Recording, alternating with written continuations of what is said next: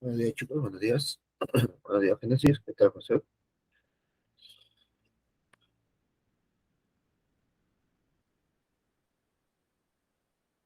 Tema del día de hoy, chicos, oscilaciones y ondas. Ondas, ¿no? Básicamente ondas, ¿no?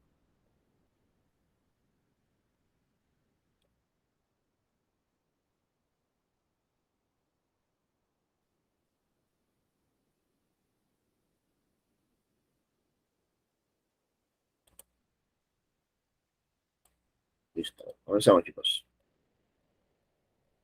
Vamos a ver el día de hoy. Vamos a ver el movimiento armónico simple. Vamos a ver dos casos particulares para este movimiento armónico simple, que es el sistema bloque-resorte y el sistema llamado péndulo simple. Veremos ondas en un líquido, ondas en una cuerda y veremos las ondas sonoras. También veremos un poco de ondas electromagnéticas y obviamente el espectro electromagnético, ¿no? Así que comenzamos. Elementos de un movimiento armónico simple. ¿Qué es un movimiento armónico simple, chicos? Para que se cumpla un movimiento armónico simple, el movimiento debe tener dos características. Primero, que debe ser un movimiento oscilatorio. La pregunta es, ¿qué es un movimiento oscilatorio? Es un movimiento de va y ven. Es un movimiento de ida y vuelta, ¿no? Una oscilación o una vibración es un movimiento de ida y vuelta. Normalmente en el movimiento armónico simple, este movimiento de ida y vuelta está determinado por una fuerza resultante que es la fuerza elástica, ¿no? Cuando la fuerza elástica actúa sobre un cuerpo y es la única que actúa sobre un cuerpo, se le conoce como fuerza recuperadora. Por ejemplo, el sistema que nosotros vamos a ver va a ser el sistema bloque-resorte. Acá tenemos un bloque y tenemos un resorte, ¿no? Los dos cuerpos están unidos y este cuerpo está moviendo extremo a extremo entre dos posiciones, cuales vamos a llamar amplitudes.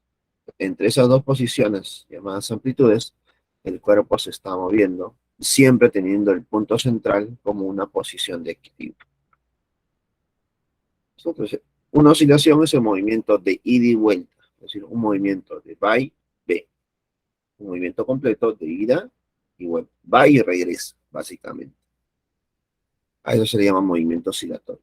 Ahora, la otra característica de un movimiento armónico simple es que el movimiento debe ser periódico. ¿Qué significa que sea periódico? Significa que el tiempo que demora en ir y regresar siempre será el mismo. El tiempo que demora en ir y regresar siempre será el mismo. ¿Listo? Entonces, el periodo es el intervalo de tiempo de cualquier punto del sistema donde se realiza una oscilación. Si hablamos del periodo, también debemos hablar de la frecuencia, ¿no? ¿Qué es la frecuencia? Es el número de oscilaciones realizadas en un intervalo de tiempo. Y la frecuencia se define como el número de oscilaciones por unidad de tiempo. Que a su vez, también lo podemos relacionar con el periodo, como la frecuencia igual a la inversa del periodo. ¿Correcto? Entonces, con estas dos características, podemos generar un movimiento armónico simple. Un movimiento oscilatorio y un movimiento periódico. Movimiento oscilatorio y un movimiento periódico. ¿No?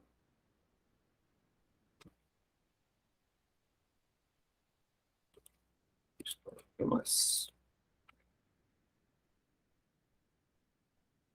Elementos de un movimiento armónico simple. Elongación. ¿Qué es la elongación? Es el desplazamiento de cualquier punto del sistema respecto a la posición de equilibrio. Por ejemplo, el desplazamiento X del centro de masa del bloque respecto a X igual a 0. Para nosotros, nuestro sistema bloque-resorte o resorte-bloque se va a mover siempre respecto a una posición central, llamada posición de equilibrio. Cualquier movimiento que tenga respecto a este punto le vamos a llamar elongación o desplazamiento. La elongación viene a ser el desplazamiento del cuerpo respecto a esta posición de equilibrio.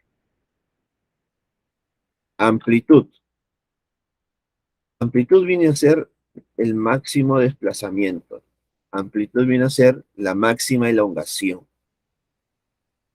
¿no? Gráficamente notamos que la amplitud viene a ser la distancia del punto central hasta los puntos extremos. Hasta los extremos. Esa viene a ser la amplitud, la máxima deformación, la máxima elongación o el máximo desplazamiento del cuerpo. La amplitud es la máxima elongación. Por ejemplo, el máximo desplazamiento del centro de masa del bloque desde x igual a 0 hasta x igual a más menos a, es decir, hasta los extremos. Ese es el máximo desplazamiento respecto al punto de equilibrio. Respecto al punto de equilibrio. Tenemos la elongación y la amplitud, ¿no? Una vez definidos ya los elementos de un movimiento armónico simple, podemos hablar de la energía. Energía de un oscilador armónico simple. Ahora, ¿por qué es importante la energía? Porque a partir de la energía nosotros vamos a encontrar la relación con otras cantidades. Por ejemplo, la velocidad, ¿no?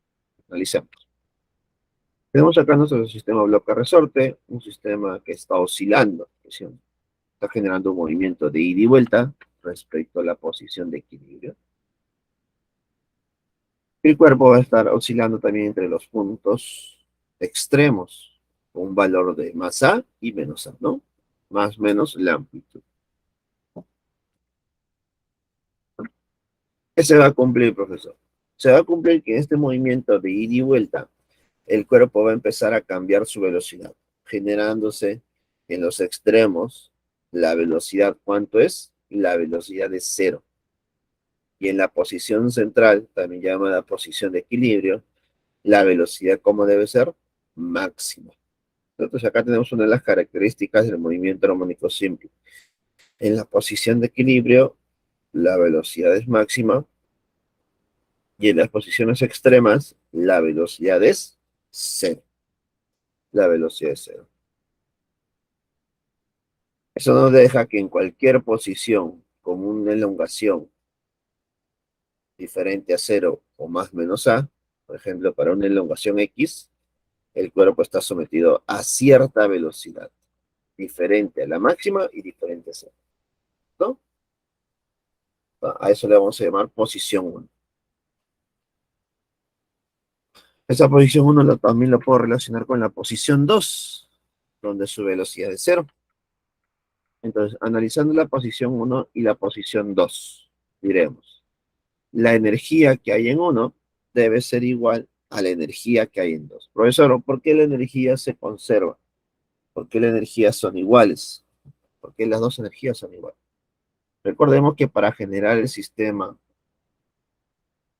armónico simple, o para generar este movimiento armónico simple, nosotros debemos considerar movimiento oscilatorio, movimientos repetitivos de ida y vuelta. Y aparte, debo asegurarme que sea un movimiento periódico, que el tiempo que demora siempre es el mismo.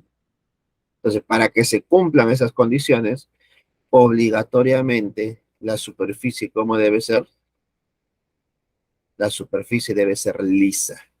Superficie lisa. Como es una superficie lisa, la energía mecánica se va a conservar. La pregunta es, en el punto 1, ¿qué energía tenemos? Tenemos la energía cinética más la energía potencial elástica. Y esto debe ser igual a la energía que hay en 2. Pero en 2, profesor, no hay velocidad. Por lo tanto, cinética no hay. Pero sí hay potencial gravitatoria, ¿no? Entonces, la energía potencial gravitatoria sería un medio de la constante por la deformación al cuadrado. Pero como esta deformación es igual a más A, sería A al cuadrado, ¿no? Y como está dependiendo de A, chicos, como está dependiendo de A, recuerda que A es una elongación máxima. Pues si A es máximo, significa que esa energía que tienen 2 es la energía potencial elástica máxima, ¿no? Ahora, indiferente a que sea la energía potencial elástica máxima, en el punto 2 y en el punto uno las energías son iguales. Y como la energía mecánica se debe conservar, yo puedo decir que la energía en cualquier punto debe ser la misma. La energía mecánica es constante, pues no se va a conservar. ¿Listo? Ahora, van a haber situaciones donde el problema me va a decir, no calcule la energía del sistema.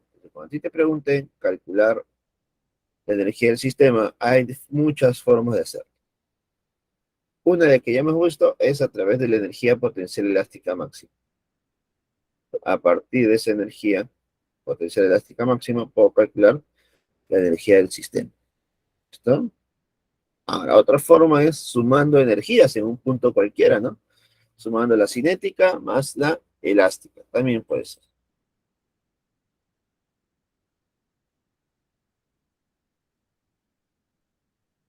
Observaciones. En x igual a cero, es decir, en la posición de equilibrio, ¿qué está pasando, profesor? En x igual a cero, el cuerpo está sometido a una velocidad máxima. ¿Eso qué significa? Significa que la energía cinética en x igual a cero es igual a un medio de la masa por la velocidad máxima al cuadrado. Profesor, pero en ese punto, la energía potencial gravitatoria, ¿cuánto es? La energía potencial, disculpa, la energía potencial elástica, ¿cuánto es? Es cero. ¿Y por qué es cero? Porque en la posición de equilibrio, X vale cero. Si no hay deformación, no hay energía potencial elástica. Entonces, como solamente tiene la cinética y es máxima, entonces yo puedo decir que en esa posición la energía del sistema es la energía cinética máxima, en la posición X igual a cero. En cambio, en la posición X igual a más menos A, ¿qué se está cumpliendo? Que la energía cinética vale cero y la energía potencial elástica es máxima y tiene un valor de 1 medio de K por A al cuadrado. ¿Te das cuenta? Entonces, en cualquiera de esas dos posiciones yo puedo encontrar la energía del sistema, ya sea como energía cinética máxima o tal vez como energía potencial elástica máxima. ¿Correcto?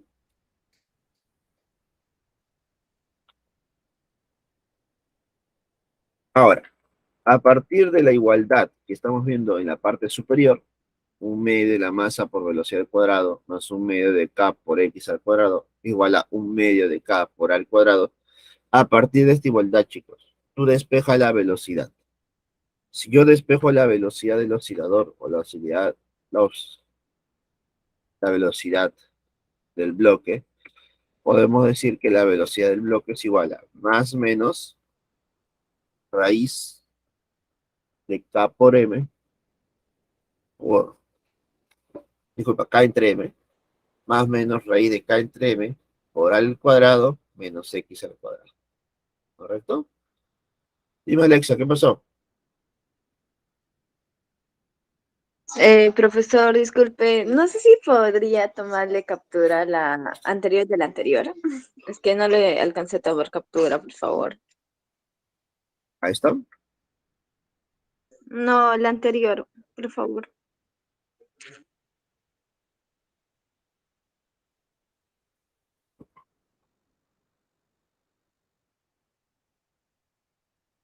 Está acá. Sí, profesor, gracias. ¿La anterior también o es hoy no?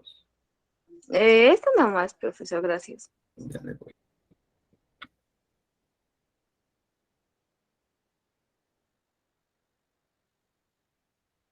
Entonces, despejando la velocidad de la igualdad anterior, chicos, lo que haría que la velocidad es igual a más menos a raíz de K sobre M por la amplitud al cuadrado menos elongación al cuadrado. Y esto representaría ¿qué cosa? La velocidad en cualquier punto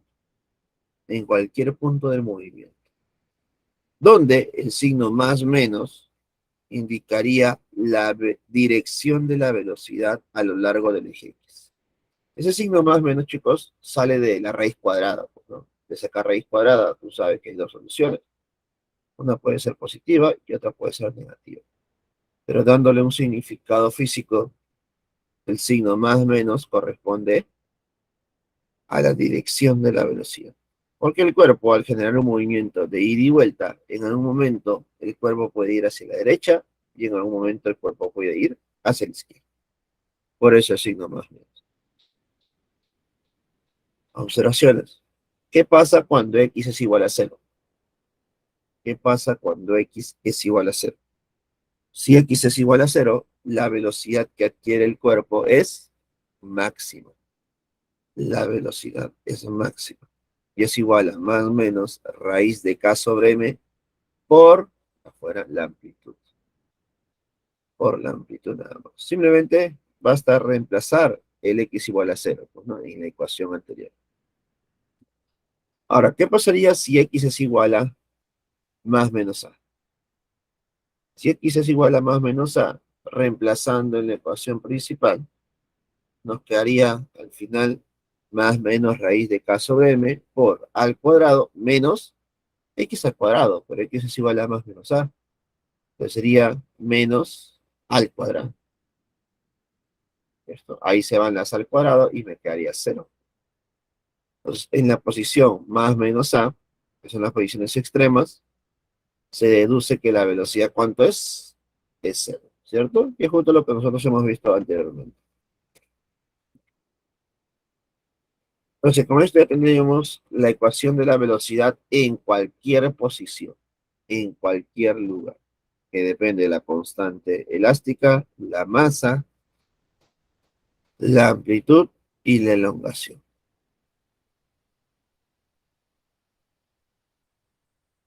Ahora, ya que estamos hablando de la velocidad, podemos hablar también de la aceleración, ¿no?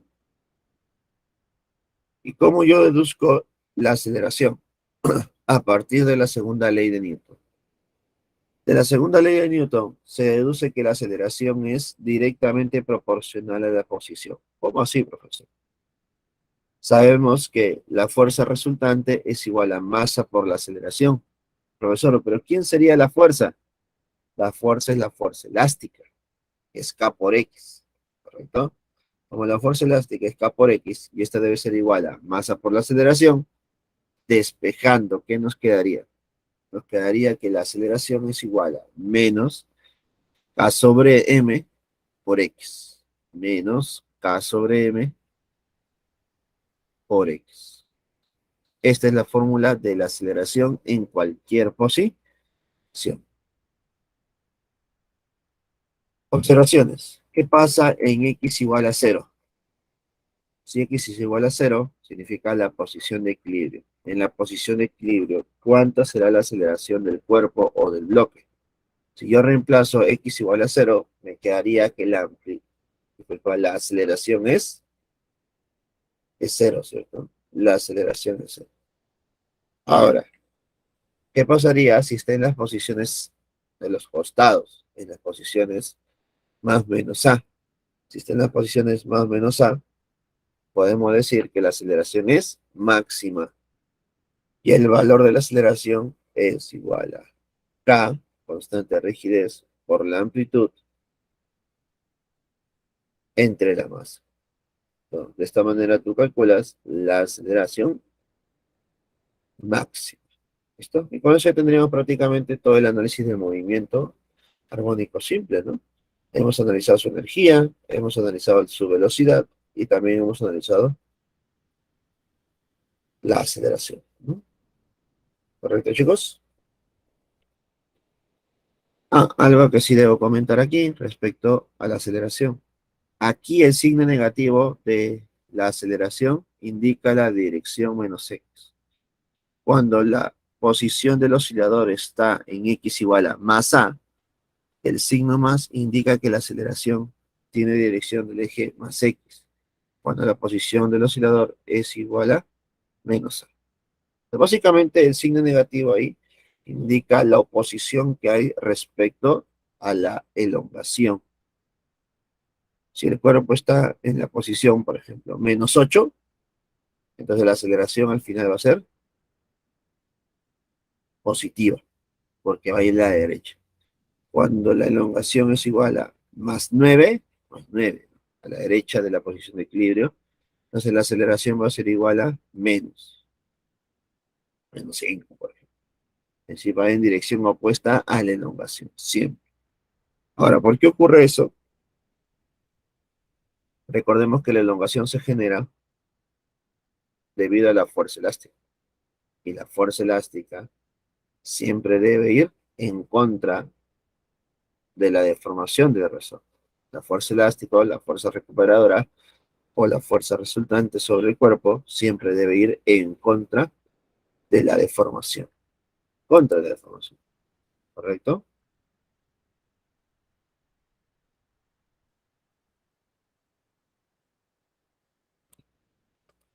Continuemos.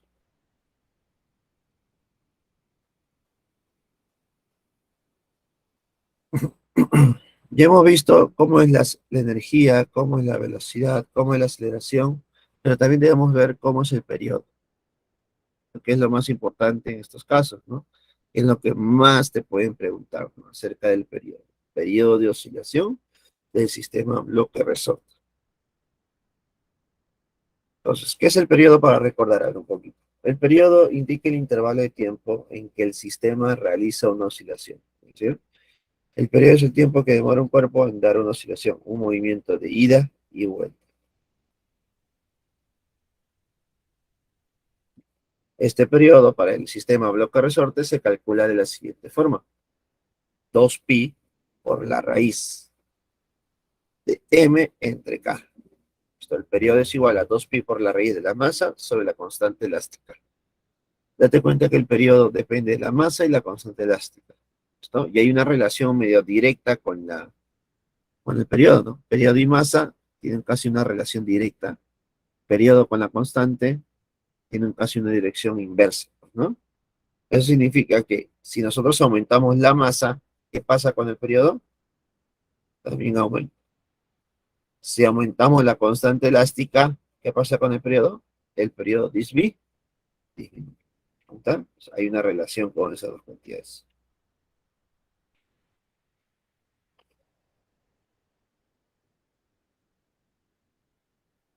Observaciones. El periodo no depende de la amplitud. Mira. A pesar de que el periodo es tiempo, este periodo no depende de la distancia recorrida por el sistema bloque-resorte. Esto depende de la masa y la constante de rigidez, básicamente.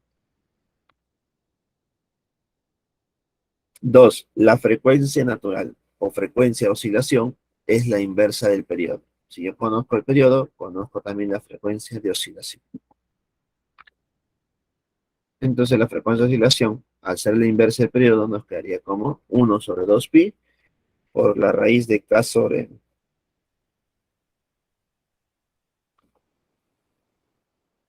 Ahora, ya que estamos definiendo el periodo y la frecuencia natural o frecuencia de oscilación, también debo mencionarte que hay otra frecuencia, llamada frecuencia angular. Esta frecuencia angular está relacionado con la frecuencia de oscilación o la frecuencia natural. ¿Qué se va a cumplir? Se va a cumplir que la frecuencia angular es igual a 2pi por la frecuencia natural, 2pi por la frecuencia de oscilación, o simplemente 2pi por la frecuencia. Por lo tanto, para el movimiento armónico simple, podemos decir que la frecuencia angular es igual a raíz de k sobre m. Raíz de k sobre m. ¿Listo? Simplemente usando la igualdad ya antes mencionada, ¿no? La frecuencia angular es igual a raíz de k sobre m. Entonces, haciendo una pequeña reducción, ¿no? Porque ahora para nosotros la frecuencia angular tiene la forma de raíz de k sobre m, podemos decir que para un sistema bloque-resorte, la velocidad máxima, ¿qué forma tiene? La velocidad máxima tiene una forma de más menos omega por a. Más menos la frecuencia angular multiplicado por la amplitud. Esa es la velocidad máxima. Si hablamos de velocidad máxima, debemos hablar de aceleración máxima. ¿Qué forma tiene la aceleración máxima? Aceleración máxima tiene la forma de menos más. Recuerda que el signo es la oposición al desplazamiento. menos más la frecuencia angular al cuadrado multiplicado por la amplitud. Frecuencia angular al cuadrado multiplicado por la amplitud. Esa viene a ser la aceleración máxima. ¿Correcto? ¿Alguna consulta, chicos? Comenten, por favor.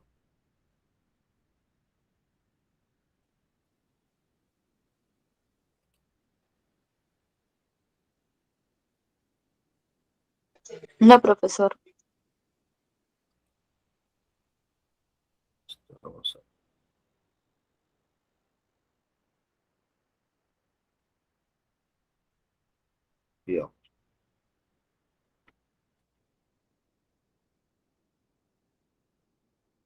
Ahora veamos el péndulo simple con movimiento armónico simple. Dice, un péndulo simple es un sistema conformado por una cuerda o varilla ideal sujeta a un cuerpo de masa arbitraria, el cual oscila en un plano vertical.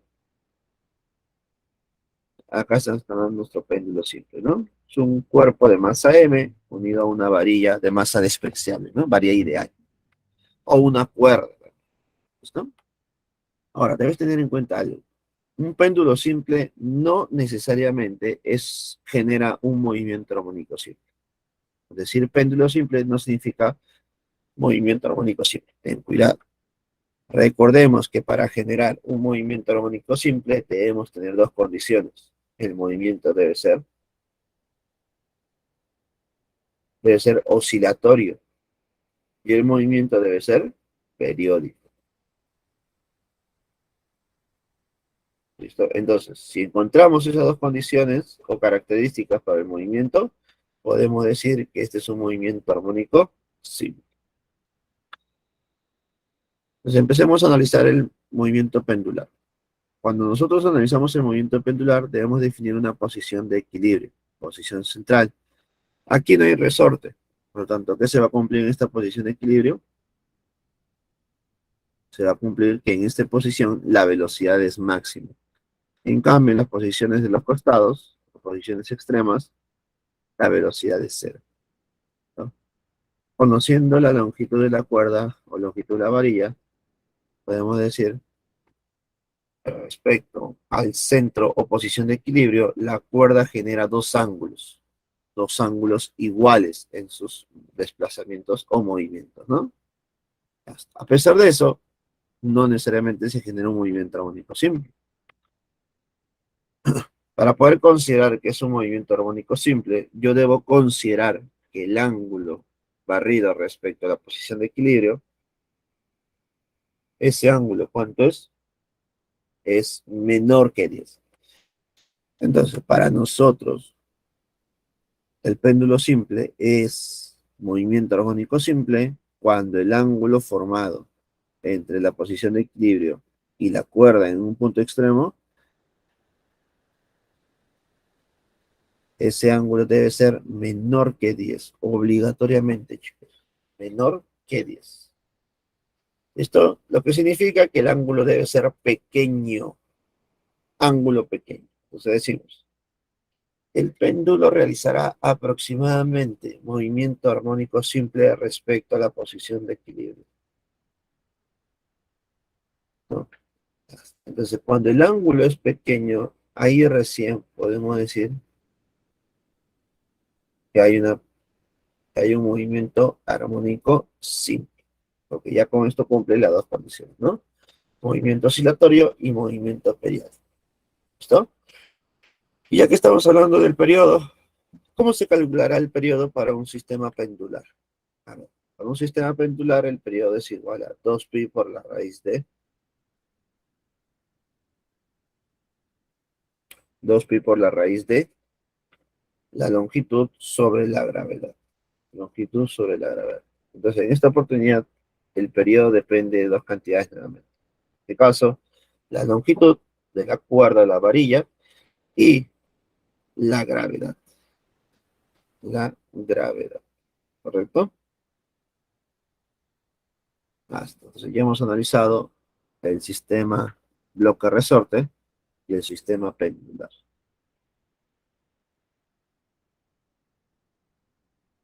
Observaciones. El periodo de oscilación del péndulo simple con movimiento armónico simple es independiente de la amplitud angular y de la masa del cuerpo suspendido de la cuerda. No depende de la masa del cuerpo, tampoco depende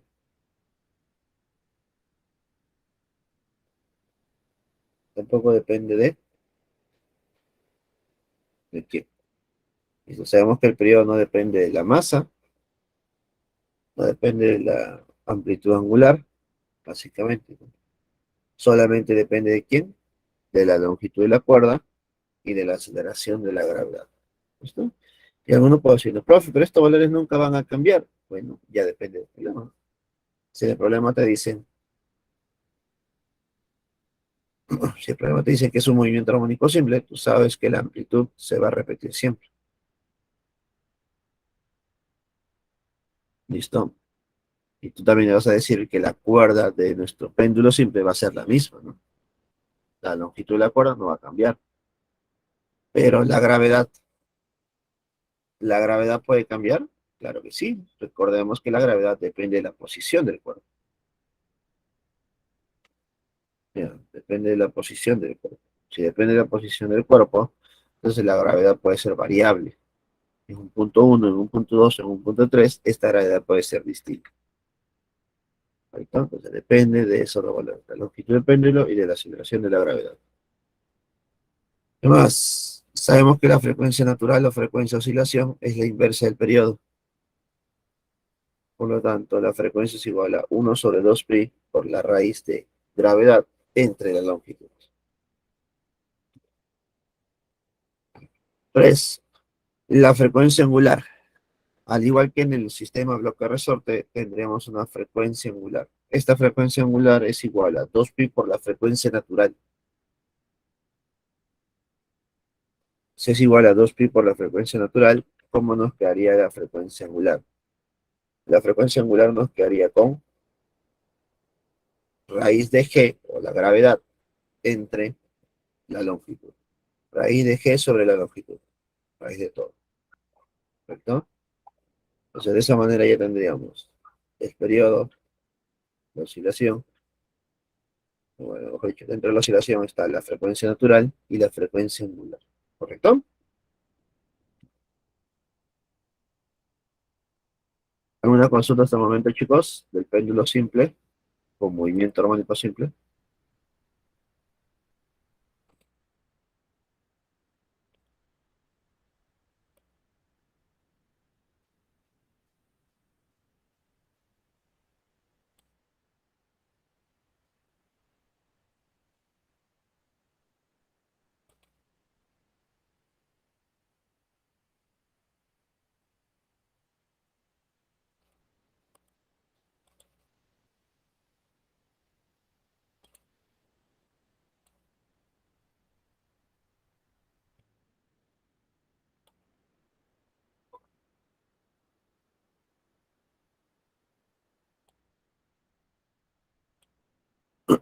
Continuamos.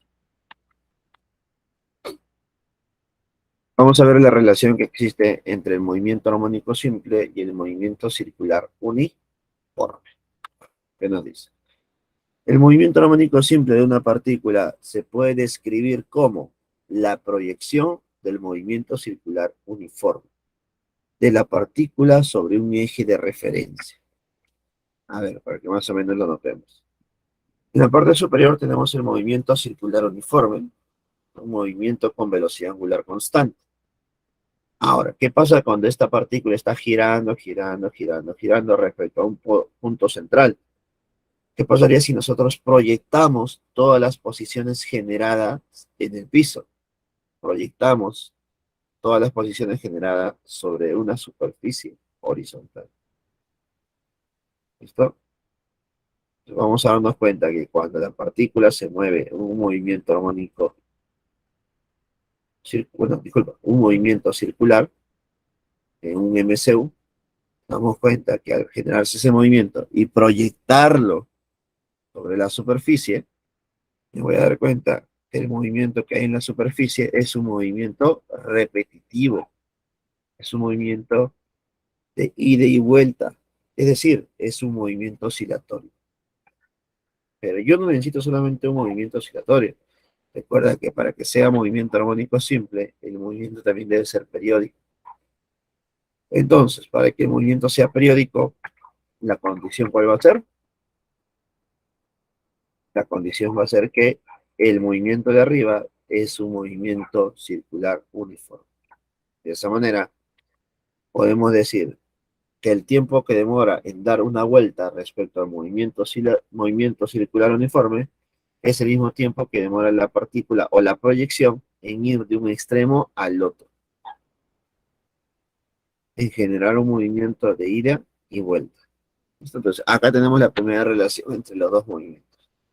El periodo del MSU es igual al periodo del movimiento armónico simple. ¿Cierto?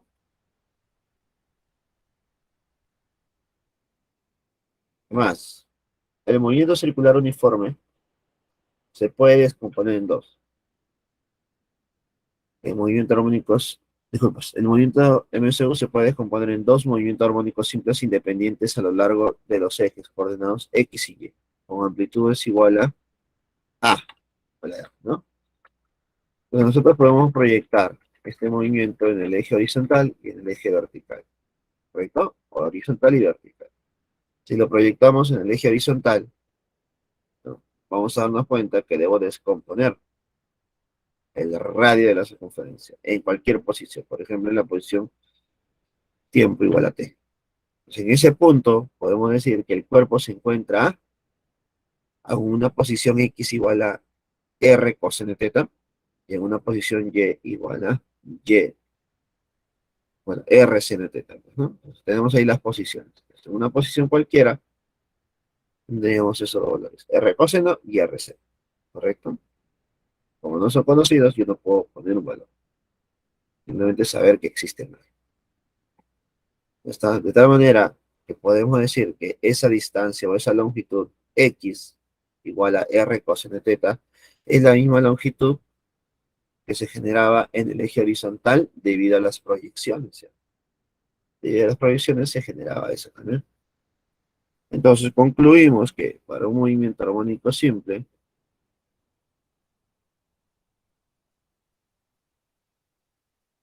y el movimiento circular uniforme se va a cumplir que la posición del cuerpo, la elongación en cualquier posición es igual a amplitud por el coseno de omega por t. Recuerda que omega por t viene a ser un ángulo barrido, ¿no? Entonces la proyección de un movimiento circular uniforme genera un movimiento armónico simple.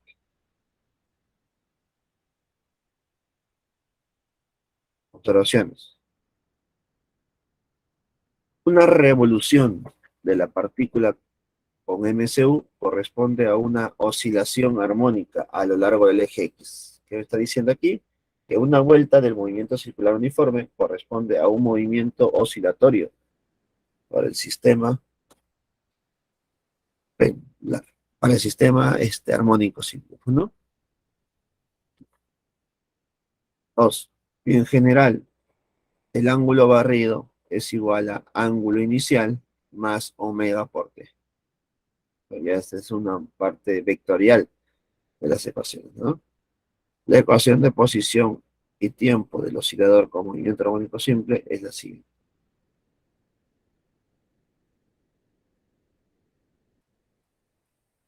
¿Listo? Que se va a cumplir que la posición, en cualquier punto, es igual a coseno de omega por t más un ángulo adicional.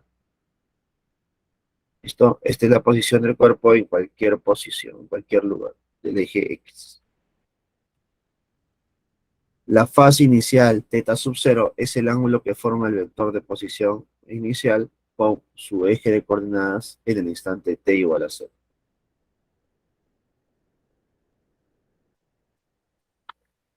4. ¿Qué pasaría si el ángulo teta sub 0 es mayor que 0? Entonces la partícula gira en sentido antihorario. La partícula gira en sentido antihorario. Y si el teta sub 0 es igual a positivo,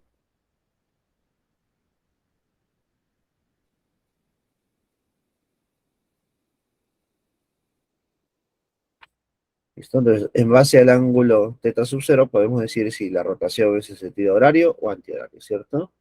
Si el ángulo teta sub cero es mayor que cero, lo más probable que sea antihorario. Y si el ángulo central, disculpa, el ángulo teta sub cero es menor que cero, podemos decir que la rotación del cuerpo es en sentido horario. Básicamente una relación, ¿no? Entre el ángulo teta sub cero y la elongación o movimiento del sistema. 5. La fase inicial teta sub cero determina si la ecuación posición en función del tiempo del oscilador se describe con la función coseno o con la función seno. Bueno, podría ser.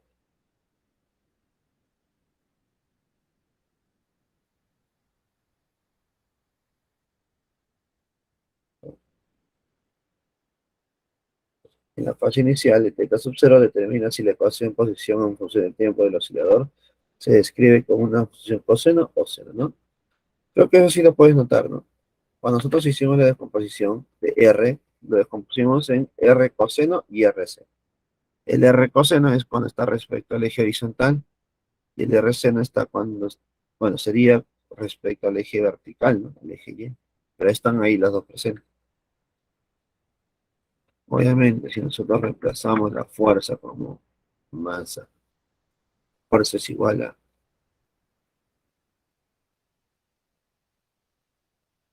bueno, nosotros escribimos la fuerza sobre el movimiento armónico simple, vamos a darnos cuenta que debido a esa fuerza, el cuerpo puede estar oscilando respecto a una posición central, ¿cierto? Ahora, al descomponer esto en el movimiento circular, podemos descomponer en dos, ¿no? En un movimiento horizontal y en un movimiento vertical. Entonces va a depender de cuál vamos a escoger, ¿no? Cuál de las dos proyecciones, en el eje horizontal o en el eje vertical. Nosotros hemos hecho en el eje horizontal, ¿no? Para hacerlo más sencillo. Hago una consulta del movimiento armónico simple, chicos, para poder pasar al tema de ondas.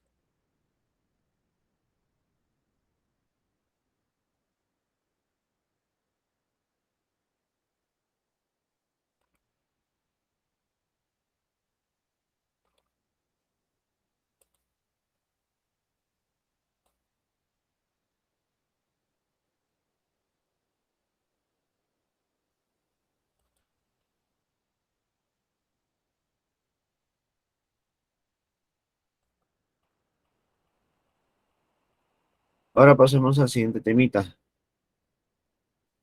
el tema de ondas. ¿Qué es una onda? Es una perturbación o deformación de un medio a través del cual se transmite energía sin transporte de materia. O sea, una onda es una perturbación donde se puede transmitir energía, pero no se transmite la materia. La materia no se transmite, chicos, ¿no? A pesar de que pareciese, ¿no? No es así. Cada punto del medio que vibra respecto a una posición de equilibrio y es su ser. Los puntos del medio de máxima elevación, pues y es igual a, se le llaman crestas. Y los puntos de máxima depresión se le llaman valles. Gráficamente sería algo así. Esta es la onda generada. Y en una onda generada vamos a tener unos puntos máximos de elevación, ¿no? Esos puntos máximos de elevación se llaman crestas. Y los puntos máximos de depresión se llaman valles. En ese proceso de las ondas, nos damos cuenta que van a propagar energía, no, no, no propagan materia. ¿Sí, chicos? Se propaga energía, pero no materia. La parte superior se llaman crestas, la parte inferior se llaman valles. Y aparte hay una posición central entre el valle y la cresta. ¿Cómo se llama esa posición central, chicos? Que está entre un valle y una cresta.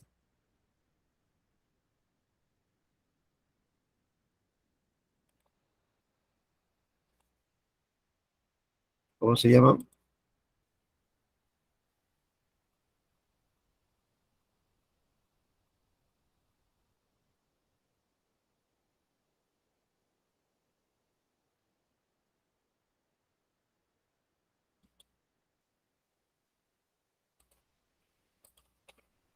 Posición de equilibrio. Bueno, sí, posición de equilibrio, está bien. Sí, es la posición de equilibrio. En esa posición de equilibrio también se le conoce como los nodos, ¿no? Tenemos los puntos máximos llamados valles, digo, las crestas, los puntos mínimos llamados valles y los puntos centrales llamados nodos o nudos, ¿correcto? Nodos o nudos. Elementos de una onda. Toda onda debe tener una longitud de onda. Que la longitud de onda es la distancia entre dos crestas consecutivas o dos valles consecutivos. En general, entre dos partes idénticas sucesivas de una onda. Esa es la longitud de onda, una distancia entre cresta y cresta o entre valle y valle. Por ejemplo, acá tenemos una cuerda tensa debido a la mano, unida a un lado a una pared y del otro lado a algo. Lo que hacemos para generar una onda, empezamos a mover nuestra mano de forma uniforme, ¿no? De manera consecutiva. Y generamos esa propagación de onda. En esa propagación de onda yo tendré puntos máximos, llamados crestas, y puntos mínimos, llamados valles. Entre cresta y un valle que tenemos, un nodo. Tendremos un nodo. Entonces, en la longitud de onda es la distancia entre cresta y cresta, y es la distancia entre valle y valle, ¿no?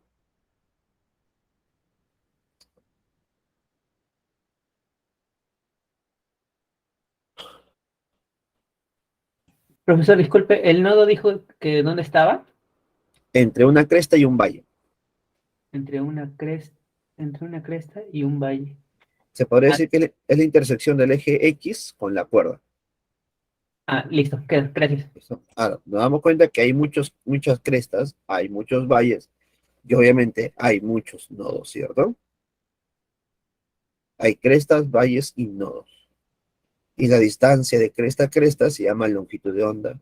La distancia de valle a valle consecutivo se llama longitud de onda. Pero, si tú graficas los nodos y calculas la distancia entre nodo y nodo, la distancia entre nodo y nodo no se llama longitud de onda. La distancia entre nodo y nodo consecutivo es media longitud de onda, ¿no? Entonces, gráficamente tú puedes encontrar ya un dato, que es la longitud de onda, ¿no? Ahora, ¿qué más? Nos vamos a dar cuenta que la cuerda empieza a oscilar respecto a una posición central llamada posición de equilibrio. Y se va a empezar a oscilar desde arriba hacia abajo, de arriba hacia abajo también. Entonces, debe haber una amplitud, ¿no? La amplitud es la distancia de la posición de equilibrio hasta una cresta o de la posición de equilibrio hasta un valle. Eso viene a ser los elementos de una onda, ¿no? Bueno, algunos de ellos. Digamos, la frecuencia, ¿no? Que la frecuencia es el número de vibraciones de cada punto del medio en un intervalo de tiempo. La frecuencia es número de oscilaciones sobre tiempo. Recuerda que una oscilación viene a ser igual a una vibración, ¿no?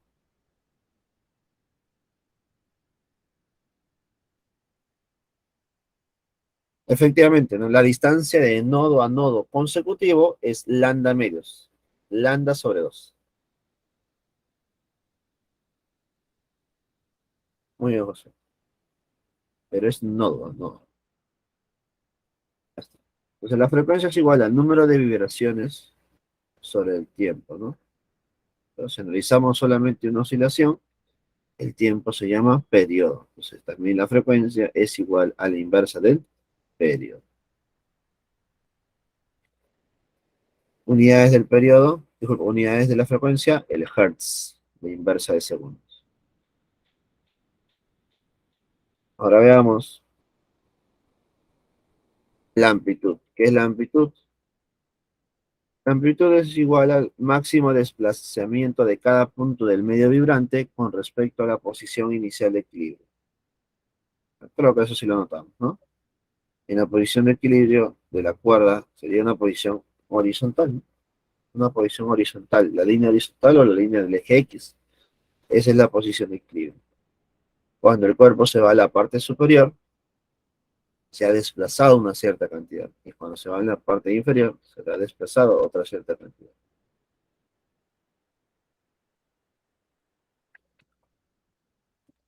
Observaciones. Una onda se llama armónica cuando todos los puntos del medio realizan un movimiento armónico simple. Date cuenta que el medio, la cuerda, empieza a moverse así, ¿no? Cuando ese movimiento es repetitivo, se llama una onda armónica. Pero ¿qué hubiera sido si el movimiento hubiera sido?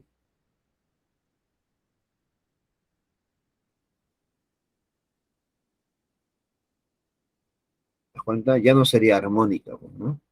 Nosotros trabajamos solamente con ondas armónicas. ¿Listo? ¿Y qué ocurre en una onda armónica? La onda propaga energía. Y la energía que propaga tendría esta forma. Un medio de la constante de rigidez por la amplitud del cuadrado. Un medio de K por la amplitud del cuadrado. ¿Listo? Esa es la energía que propaga una onda armónica.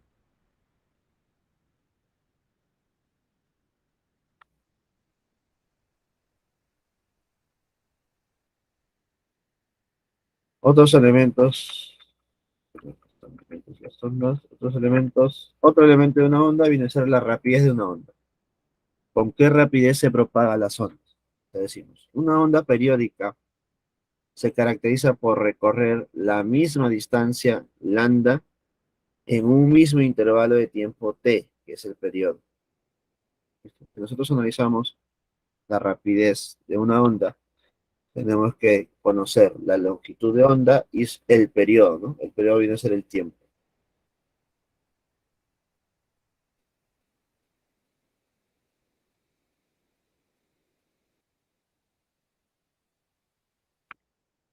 Ahí está. Entonces la rapidez de una onda es igual a lambda sobre el periodo. Y recuerda que ya hemos visto muchas formas de calcular lambda, ¿no? O longitud de onda. Longitud de onda es igual a la distancia entre cresta y cresta, entre valle y valle, o también lo podemos encontrar entre nodo y nodo, ¿no? Solamente que entre nodo y nodo es lambda medio.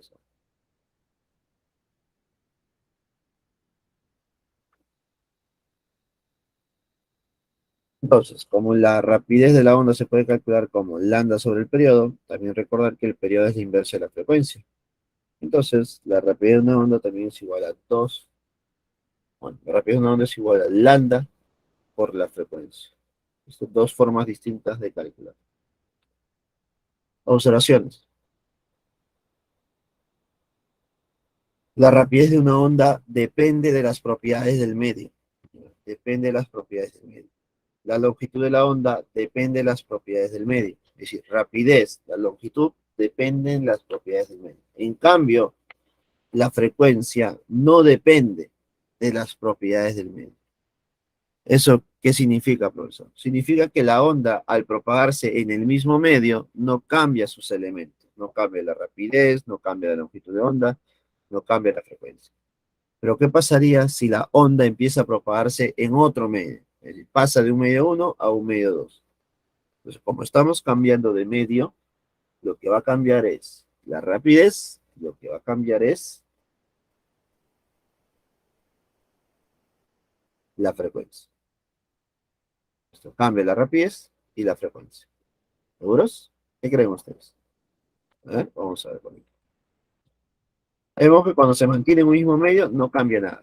Pero ¿qué pasa cuando pasa de un medio 1 a un medio 2?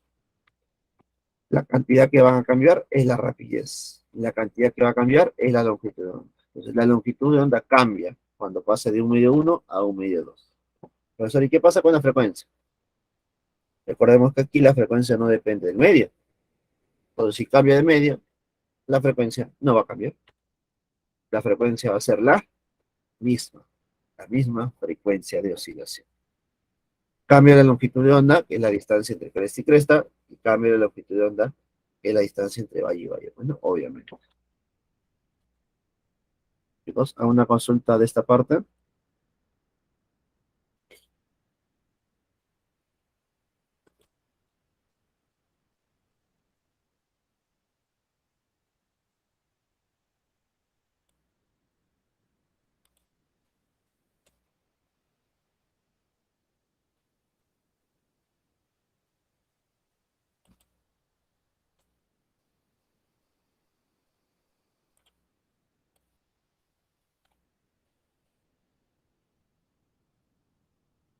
Rapidez de una onda en una cuerda. Este es un caso particular, chicos. Es la rapidez de una onda en la cuerda. Caso particular, ¿ya? Caso aislado. Nosotros cuando tenemos tensado una cuerda y empezamos a oscilar nuestra mano de arriba hacia abajo, va a generar una onda. Esta onda es armónica. Vamos a considerar que es armónica.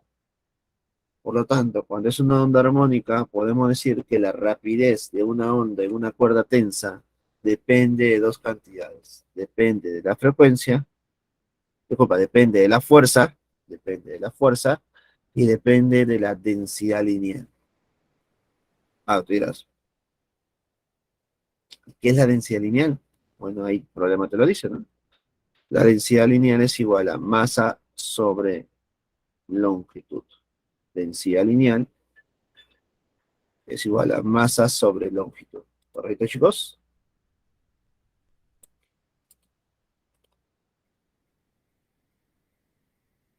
Para ondas de amplitud pequeña en una cuerda se demuestra que la rapidez está dada por, es igual a rapidez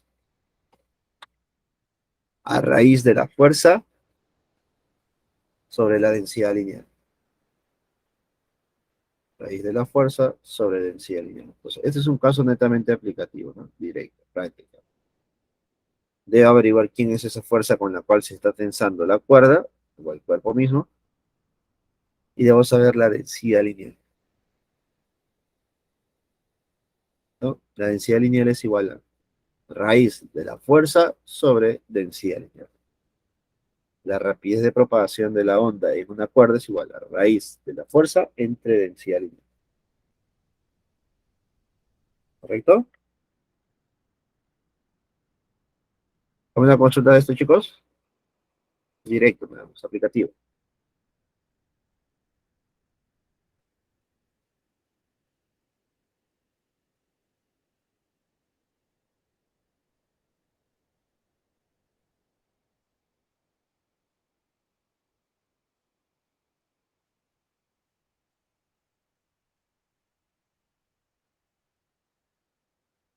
Tenemos. Vamos a clasificar las ondas. Clasificación de las ondas. Según su modo de vibración, según el modo de vibración del medio, podemos decir que hay ondas transversales y ondas longitudinales. ¿Listo? En el primer caso, en una onda transversal, se genera cuando la dirección de la vibración de cada punto del medio es perpendicular a la velocidad de oscilación.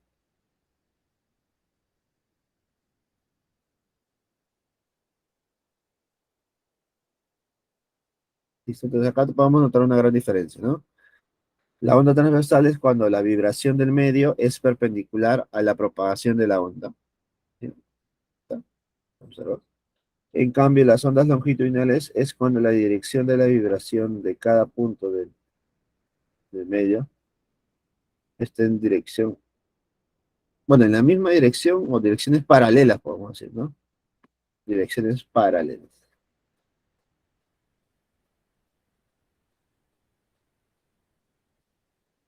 ¿Correcto, chicos? Entonces, esa es la gran diferencia entre dos tipos de ondas, ¿no? Las ondas transversales y las longitudinales. En base a la vibración del medio respecto a la propagación de la onda, ¿no?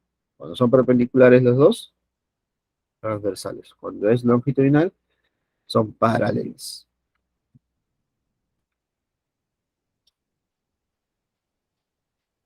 Otra clasificación que se le da es en base a la naturaleza del medio. Se pueden clasificar en ondas mecánicas y ondas electromagnéticas, también conocidas como ondas no mecánicas, ¿ya? Ondas mecánicas y ondas no mecánicas. ¿Qué son las ondas mecánicas? Son aquellas que requieren necesariamente de un medio material para propagarse. Por ejemplo, el sonido puede ser el sonido o el sonido generado por un diapasón. Ese aparatito que tú ves en pantalla es un diapasón.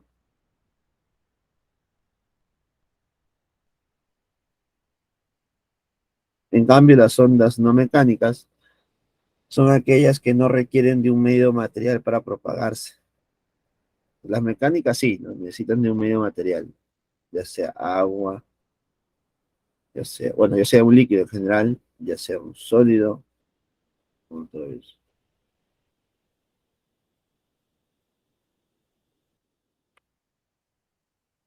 ¿No? Ejemplos de ondas mecánicas y ondas no mecánicas. Creo que los ejemplos clásicos, ¿no? Ondas mecánicas, el sonido es una onda mecánica. Las olas de mar es otra onda mecánica.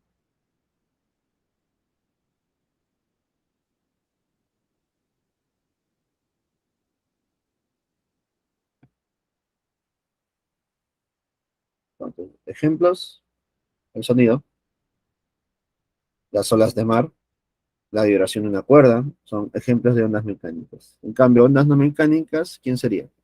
La luz visible es una onda mecánica, no mecánica, disculpa, onda electromagnética también llamada. La oscilación de un cuerpo.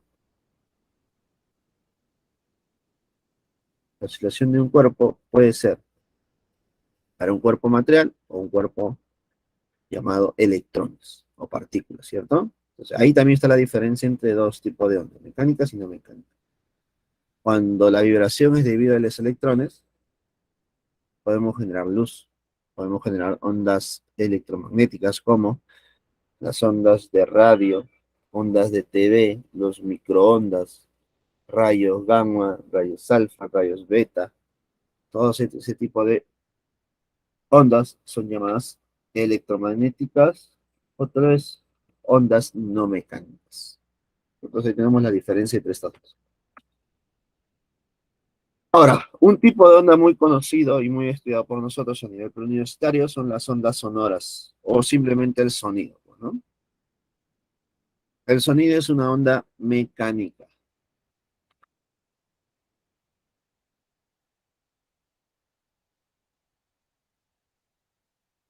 Tenemos el sonido.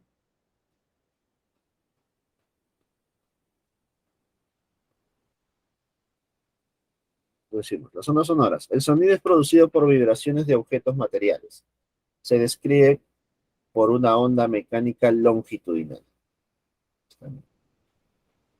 En condiciones normales, la frecuencia de la fuente vibrante y de la onda sonora coinciden. La fuente vibrante tiene una frecuencia y la onda sonora también tiene otra frecuencia, ¿no? En condiciones normales, estas dos deben coincidir, porque la ha generado, ¿no? Esa fuente vibrante generó esta onda sonora.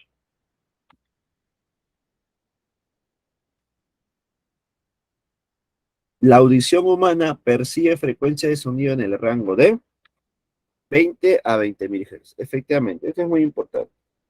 Para llamarse ondas sonoras o sonido, la frecuencia de oscilación debe estar entre dos valores, entre 20 y 20.000.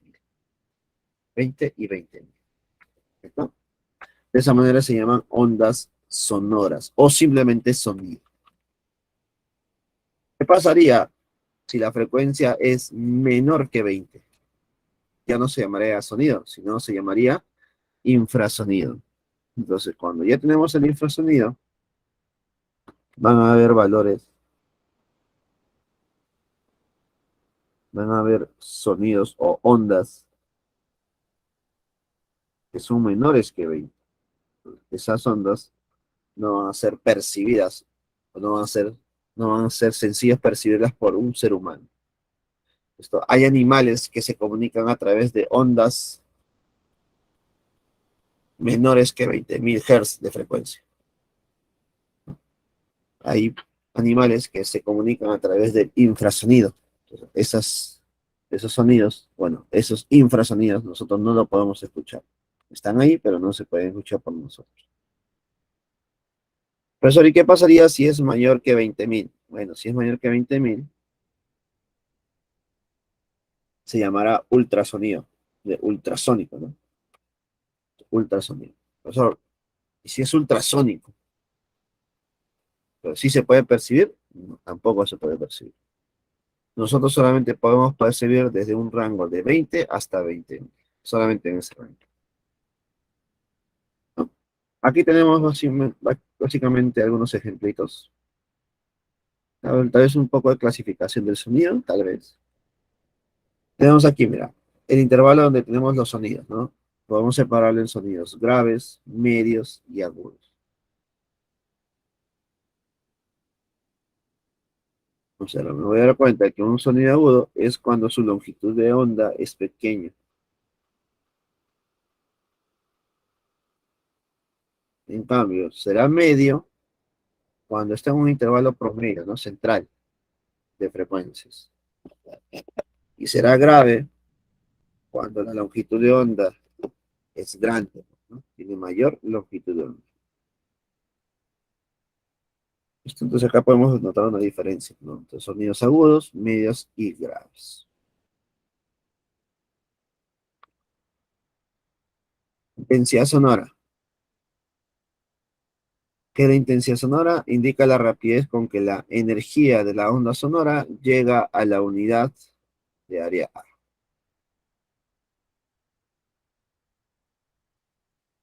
Esto se va a cumplir que la intensidad de sonido es igual a potencia sobre área. No te olvides que la potencia es igual a energía sobre tiempo también. ¿Listo? Entonces, haciendo ese pequeño reemplazo, tendríamos que la intensidad sonora o del sonido es igual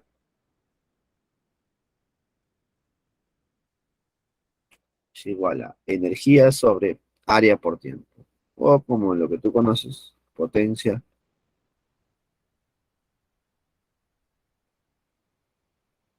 sobre área. Unidades de la intensidad, watt por metro cuadrado. Observaciones. 1. La energía que transporta la onda sonora es igual a intensidad por área por tiempo. Esta es la cantidad de energía que transporta la onda. Intensidad, área por tiempo. Entonces, nosotros sabemos que la onda sonora se propaga, pero si conocemos el área de propagación, podemos calcular la energía, ¿no? Podemos calcular la energía.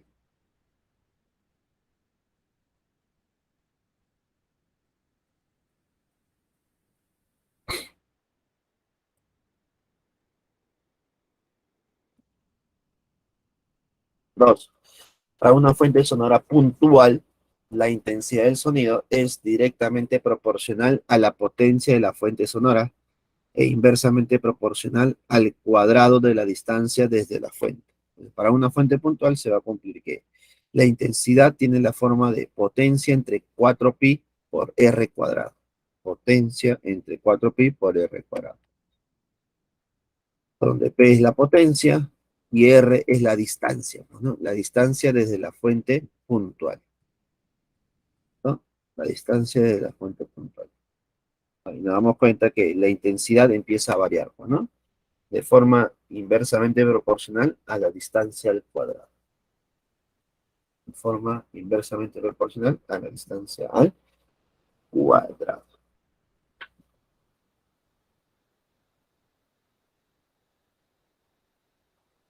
Listo.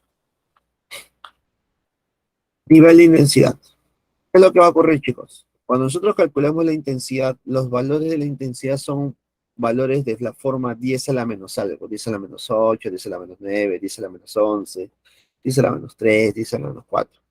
Como esos valores son muy pequeños, lo que se hace es convertir esos resultados a otro sistema. Los voy a convertir a un sistema logarítmico. Al convertirlo a un sistema logarítmico, nos quedaría un nivel de intensidad. Entonces, el nivel de intensidad es la intensidad, pero en otro sistema. Y para convertirlo, debemos usar esta relación. El nivel de intensidad es igual a 10 veces el logaritmo de la intensidad entre la intensidad y sub cero, también conocido como intensidad umbral. Esta intensidad umbral tiene un valor de 10 a la menos 12. Entonces, de esta manera tú puedes convertir de intensidad a un nivel de intensidad. Observaciones. La intensidad máxima del sonido que podría tolerar el oído humano se llama umbral del dolor. ¿Y cuál es el valor de la intensidad máxima? La máxima intensidad es 1. La máxima intensidad es 1.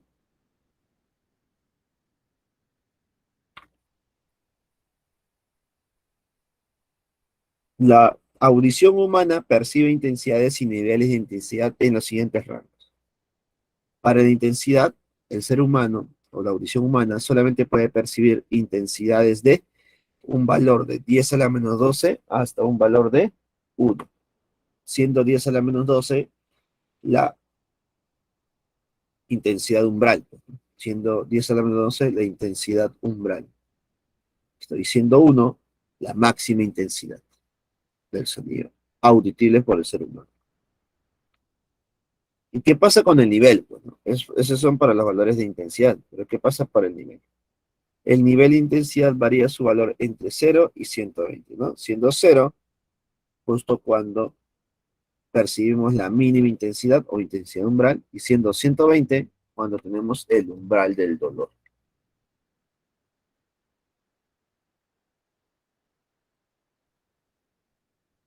Tres, propiedades de la función logaritmo. Date cuenta que para poder convertir de intensidad a nivel, usamos un poco el logaritmo, ¿no? Pues usando el logaritmo tendríamos estas propiedades. Y es igual al logaritmo de x, entonces x es igual a 10 elevado a la y. Si tuviéramos logaritmo de x por y, esto es igual al logaritmo de x más logaritmo de y. Y si tuviéramos logaritmo de x entre y, igual a logaritmo de x menos logaritmo de y. Una propiedad que tú debes conocer respecto al curso de álgebra, ¿no? Logaritmo de x a la n es igual a n veces logaritmo de x. A ver, se usa.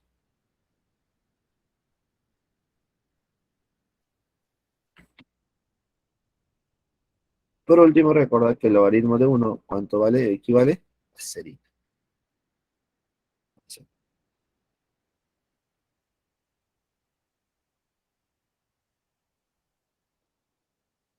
Ondas electromagnéticas.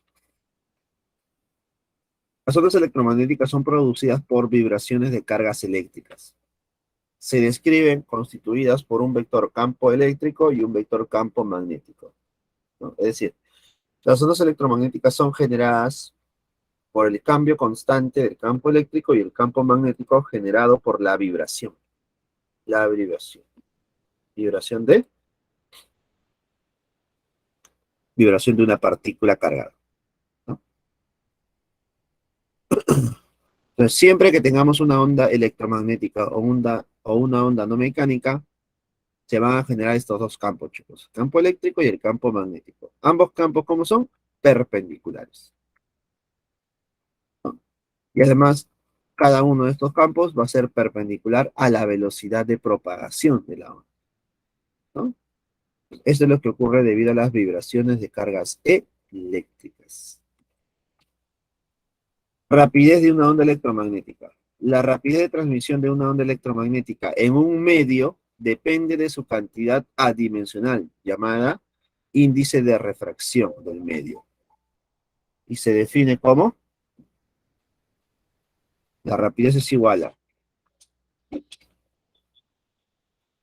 la rapidez de la onda electromagnética es igual a rapidez de la luz entre el índice de refracción. Entre el índice de refracción. Observaciones. Si el medio donde se propaga la onda electromagnética es el vacío, entonces el índice de refracción vale 1. Y eso generaría que la rapidez de la onda electromagnética tenga un valor de V igual a 3 por 10 a la 8, que correspondería a la velocidad de la luz en el vacío, ¿no? Lo cual para nosotros va a ser una rapidez constante. Podemos decir que la luz o las ondas electromagnéticas se propagan con una velocidad de 3 por 10 a la 8 en el vacío.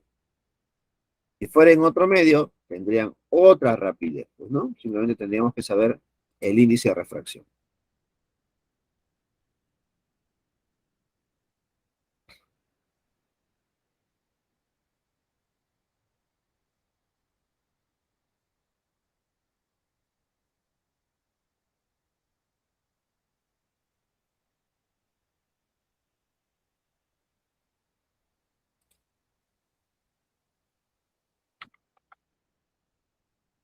Dos, El índice de refracción N es un indicador de la densidad del medio. Para sustancias homogéneas y utilizando luz monocromática puede considerarse constante.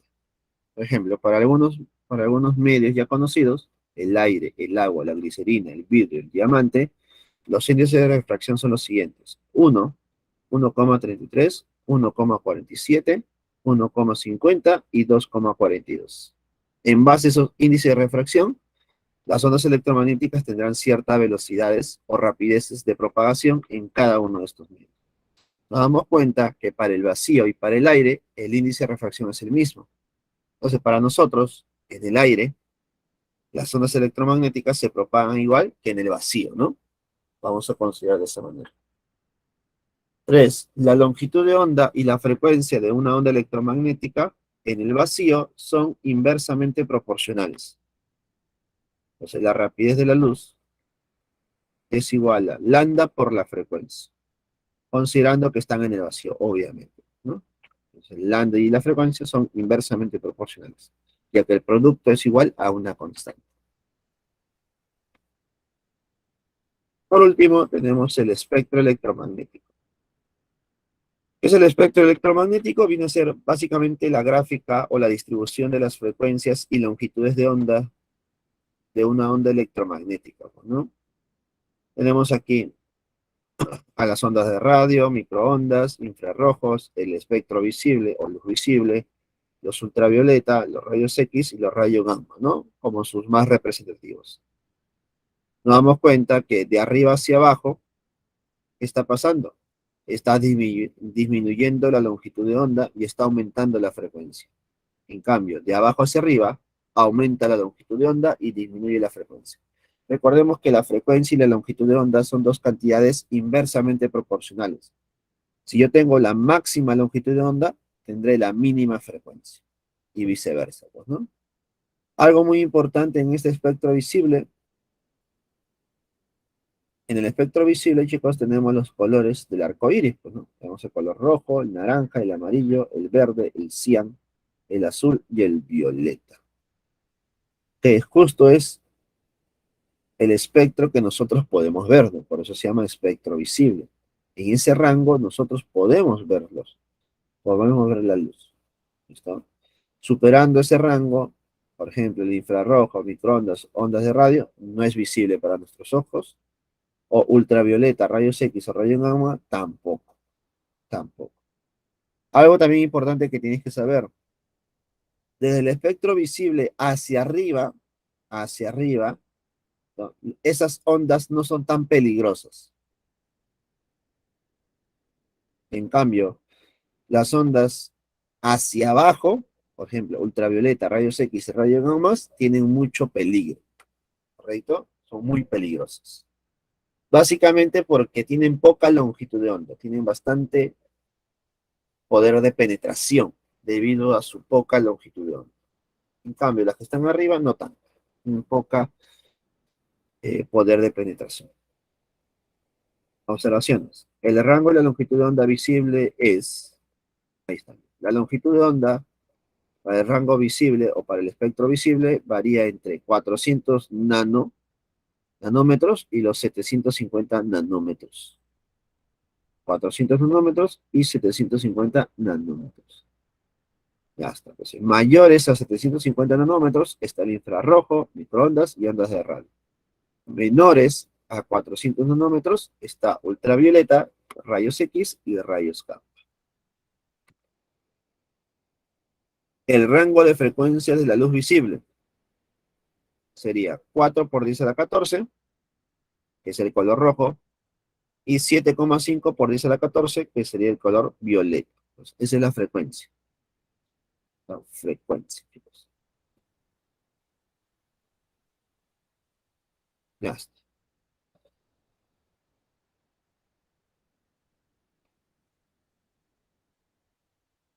Y con eso hemos acabado la teoría del día de hoy. Vamos a ver ahora los problemas en el tiempo que nos queda.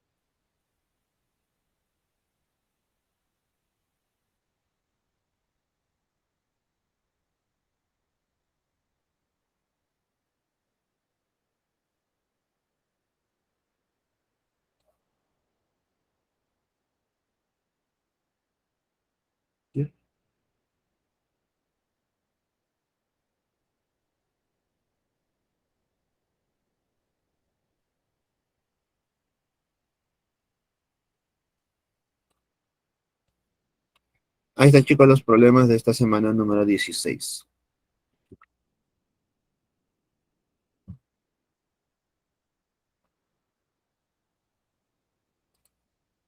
Problema número 1, chicos. La ecuación de la posición en función del tiempo de un bloque de masa de 1 kilogramo que realiza un movimiento armónico simple sobre una superficie horizontal está dada por x es igual a 0,1 coseno de 2πt menos 3π cuartos, donde x se mide en metros y t en segundos. Determine la máxima magnitud de la velocidad y de la aceleración respectivamente. Considere que pi al cuadrado es equivalente a 10. A ver, de la ecuación de movimiento armónico simple, yo debo comparar con la ecuación que hemos visto en la teoría, pues, ¿no? Para saber a qué se refiere.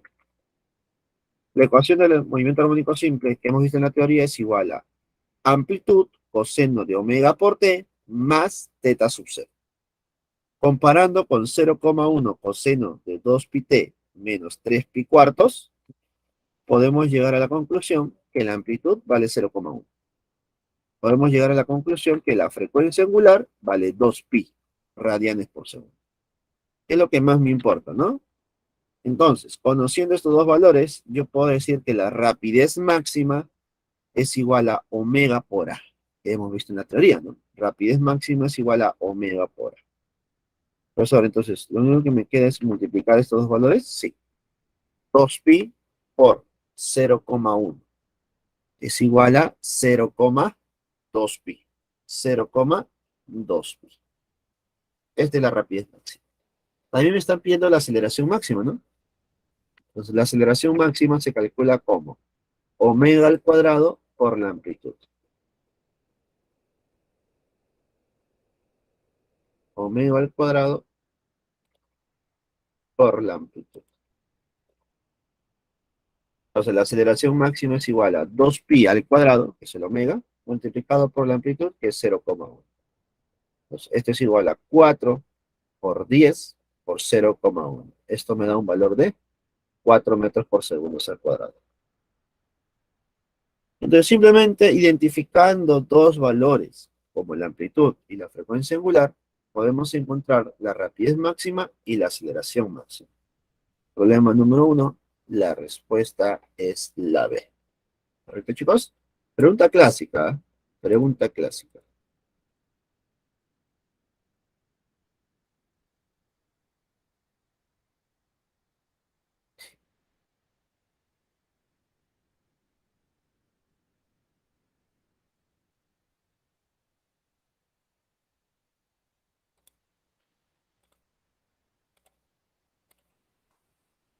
Vamos con la siguiente. Pregunta número 2. El sistema mostrado en la figura consta de un bloque de masa de 0,5 kilogramos y un resorte de constante elástica de 200 newton por metro, que se encuentra oscilando con movimiento armónico simple de amplitud de 10 centímetros. Determine la frecuencia angular. A ver, me piden la frecuencia angular, el omega, pues, ¿no? Pues acá tenemos el sistema bloque-resorte, el cual oscila entre dos puntos de referencia de 10 y 10. Entonces, tú sabes que la frecuencia angular se define como la raíz de la constante elástica sobre la masa. Un momentito. Yo tengo la constante, tengo la masa, tengo todo. Entonces, ¿qué esperamos? Simplemente calcular la raíz de 200 entre 0,1. 200 entre 0,1 es raíz de 400. Raíz de 400 es 20. ¿Es nada más? Sí, efectivamente. La frecuencia angular es igual a 20 radianes por segundo.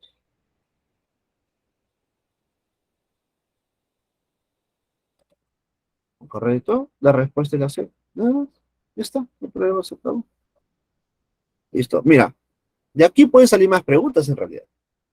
Otras preguntas que pueden ser posibles es, calcule la rapidez máxima, calcule la aceleración máxima, ¿cierto? Calcule la energía cinética máxima o la energía del sistema o la energía potencial elástica máxima. ¿Te das cuenta? Pues hay muchas preguntas en base a esta información que hemos obtenido. Si yo conozco la frecuencia angular y conozco la amplitud, puedo conocer muchas cosas, chicos. Ten en cuenta eso, ¿ya? Ten en cuenta eso.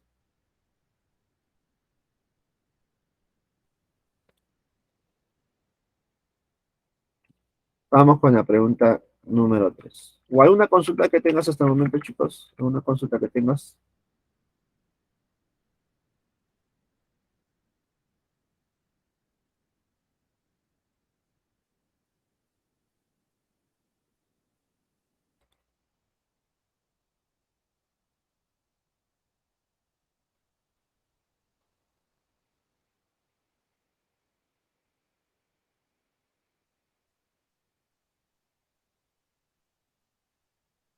Vamos con la siguiente.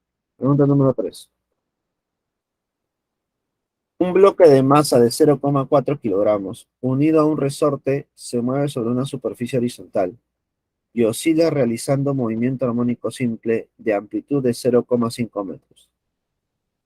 Si en la posición x igual a más 0,3 metros, la aceleración del bloque es a igual a menos 2,7 metros por segundo al cuadrado, determine el tiempo que emplea en realizar una oscilación completa. A ver, nos comenta Kiara. El dato de la amplitud no cuenta. No, no cuenta. Está de adorno y nada más. Complementario nada más. No se usa para poder calcular la frecuencia angular. ¿Correcto? A ver, entonces en este problema número 3 me dicen determinar el tiempo que emplea en realizar una oscilación. Yo te pregunto, ¿cómo se llama el tiempo que demora en realizar una oscilación? Se llama periodo. Entonces lo que yo debo calcular es el periodo. ¿Correcto? Es el periodo. ¿Cómo se calcula el periodo para un sistema bloque-resorte? Como 2pi por la raíz de masa sobre K, ¿no? Pero no tengo esos valores. Yo tengo la aceleración. Ok, Alexa, vamos a regresar. Ahí está. Este es el problema 2.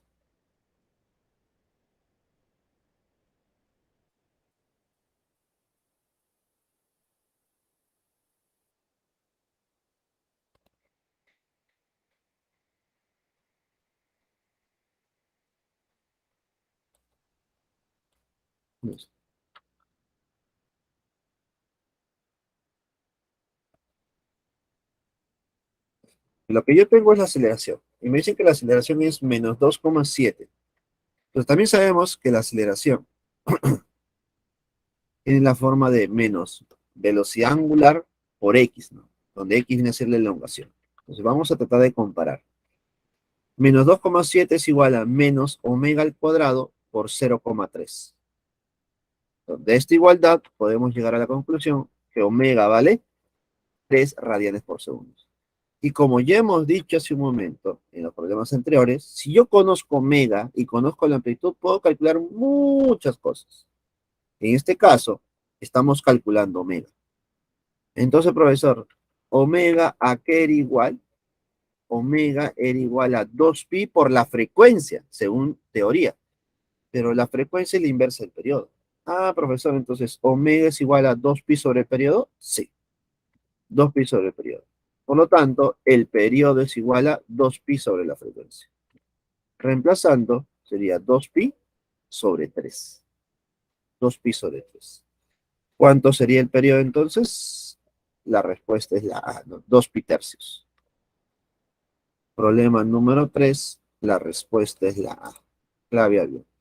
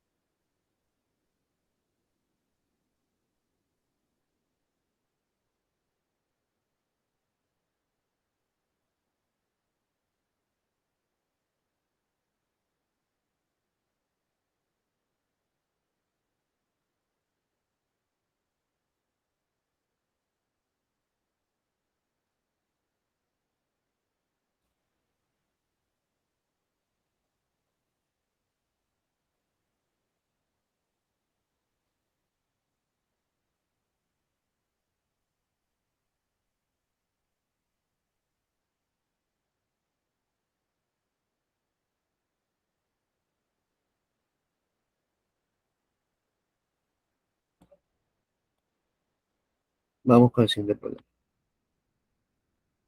Problema número 4. Un bloque macizo de una masa de 0,5 kilogramos conectado al extremo de un resorte ideal de constante elástica de 150 newton por metro se desplaza realizando un movimiento armónico simple de amplitud de 0,1 metro. Determine la magnitud de la aceleración máxima y la energía cinética máxima.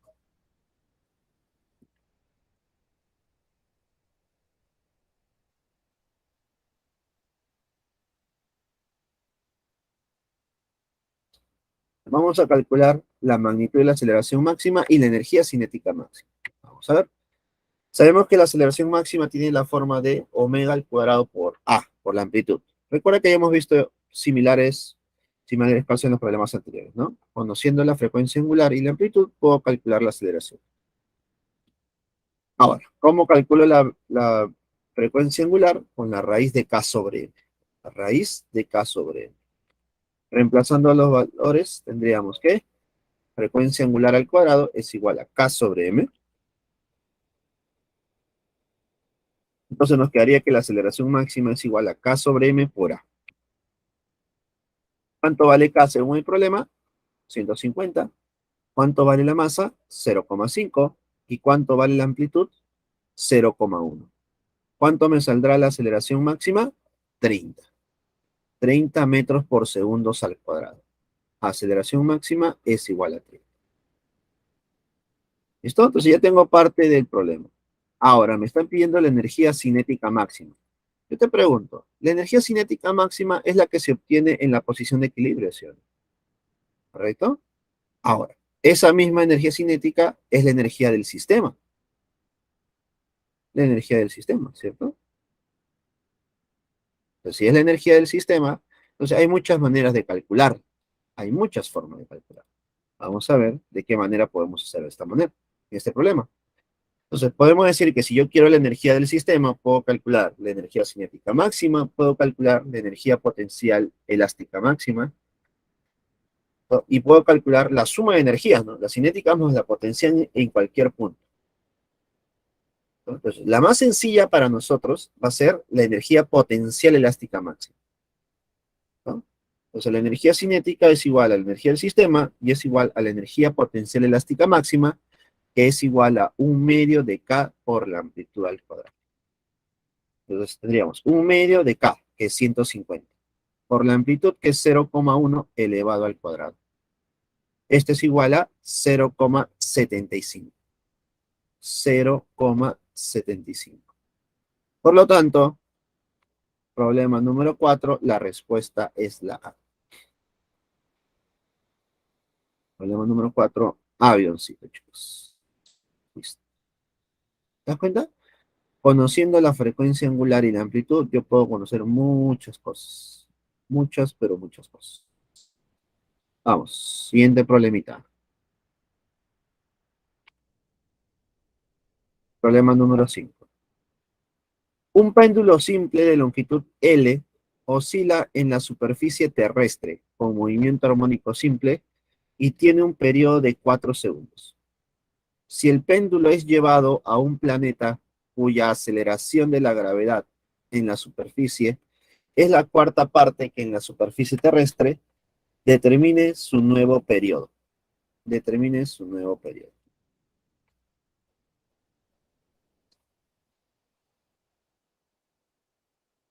A ver, me hablan de un péndulo simple que va a ser llevado a otro planeta, ¿no? Donde es su gravedad es la cuarta parte. Entonces vamos a comparar. En la Tierra y en el otro planeta. En la Tierra, ¿qué está pasando? El periodo es igual a 2pi por la raíz de la longitud entre la gravedad del planeta Tierra. Este periodo, ¿cuánto vale? 4. Vale 4. Entonces, el periodo en el planeta, en el otro planeta, sería 2pi por la raíz de L entre la gravedad del nuevo planeta. Como dato del problema, me están diciendo que la gravedad en el nuevo planeta, esto es la cuarta parte de la gravedad en la Tierra. Entonces, reemplazando en la ecuación 2, tendríamos que la gravedad en el nuevo planeta es igual a 2pi por la raíz de L entre G cuartos. Dándole forma, me quedaría 2 veces 2pi por la raíz de L sobre G. Y justo lo que estamos marcando entre paréntesis, ¿cuánto vale? 4, que es el periodo en el planeta Tierra. Entonces, como todo eso vale 4, multiplicado por 2, me saldría 8 segundos. Entonces, ¿cuánto sería el nuevo periodo? 8 segundos. Y la respuesta es la D.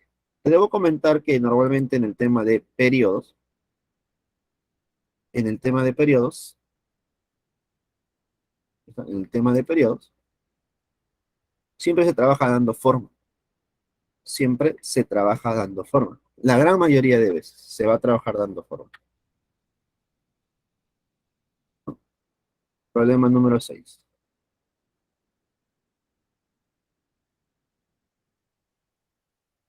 ¿Alguna consulta que tengas?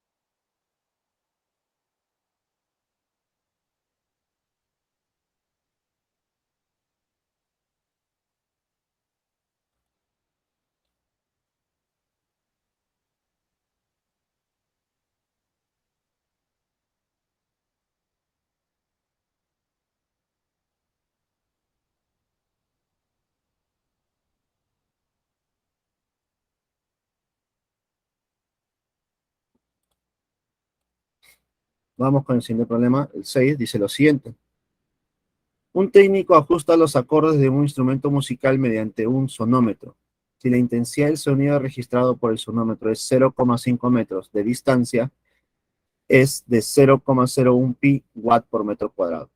Determine la potencia del instrumento musical. Considere que pi al cuadrado es igual a 10.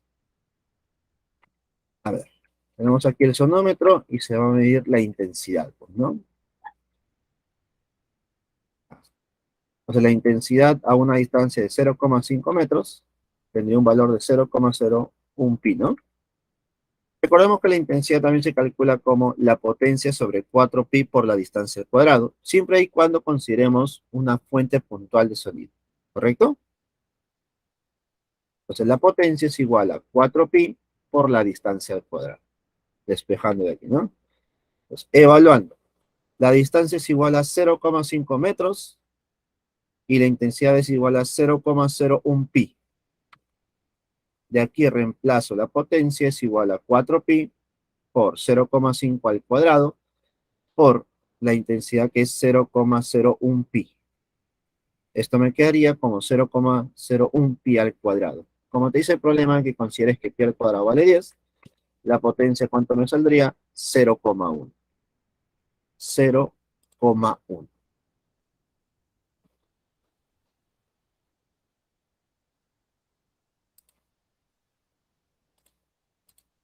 ¿Listo?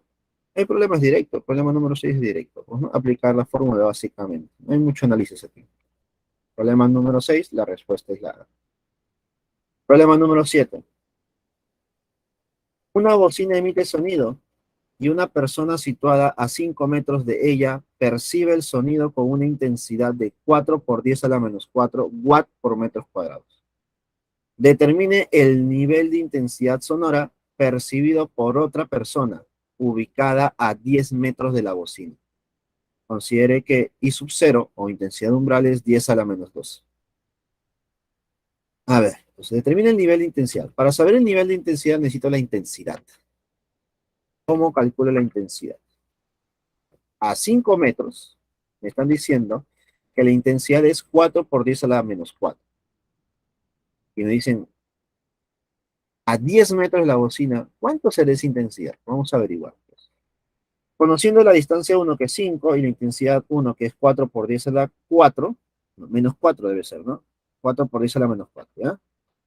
Y aparte la distancia que es 10 metros y la intensidad 2 para calcular, tendríamos la potencia, según lo que hemos visto en el problema anterior, es igual a 4pi por la distancia 1 al cuadrado por la intensidad 1.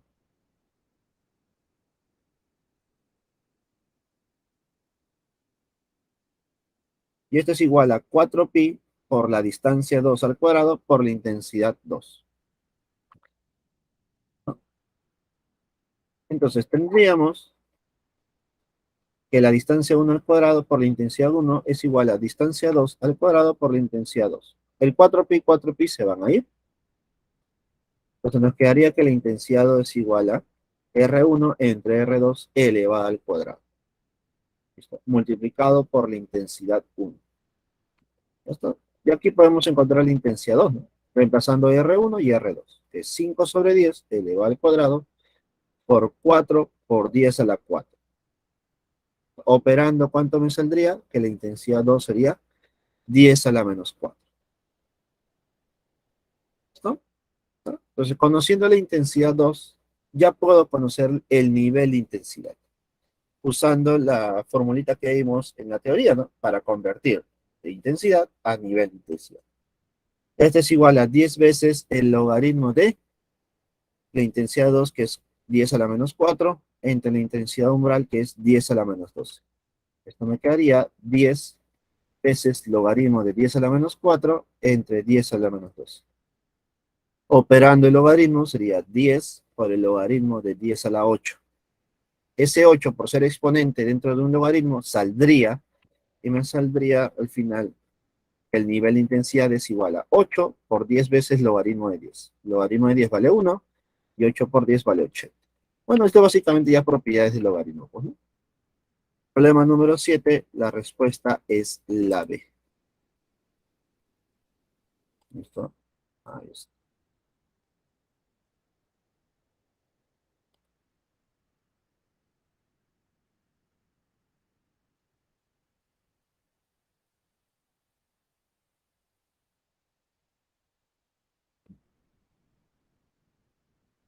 Vamos con el siguiente problema. La última pregunta, chicos, para terminar ya. Problema número 8.